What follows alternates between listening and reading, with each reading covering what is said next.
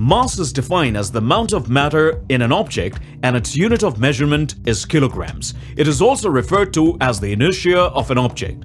Weight is defined as the acceleration due to gravity acting on the object and its unit of measurement is newtons. We accept this as the absolute truth. However, there is a dichotomy in this theory, which we will now discuss. As per this theory, irrespective of whether gravity is present or not, to move an object through a certain distance by overcoming its inertia, the same amount of force is always needed. To push or pull the cube illustrated in figure 3 horizontally across line BD, an appropriate force has to be applied. Let us neglect frictional forces. Similarly, to lift the cube vertically upwards, we have to apply force, which is more than its weight, 9,800 Newton, that is force of gravity acting on it.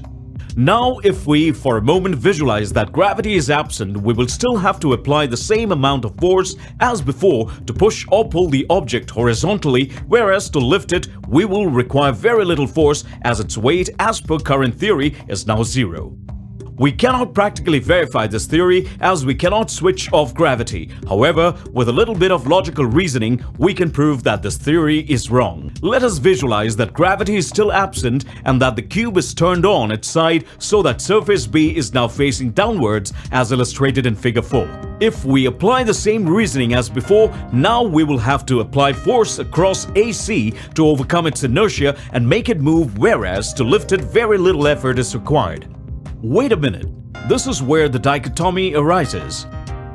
Does this mean that inertia across BD has now vanished and now exists across AC? Definitely not, because mass or inertia, which is an inherent property of matter, is not dependent on any directions, unlike weight, which always acts towards the center of Earth's mass. Since in figure 3 we had to apply force across BD to overcome inertia and move the object, it is only logical to presume that in figure 4 also, if not more, we will have to apply at least the same amount of force to move it in the upward direction.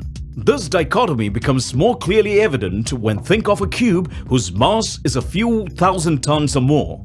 Conclusion: even in the absence of gravity, objects cannot be lifted up effortlessly as we still have to overcome inertia in the upward direction, meaning that the weight will not become zero.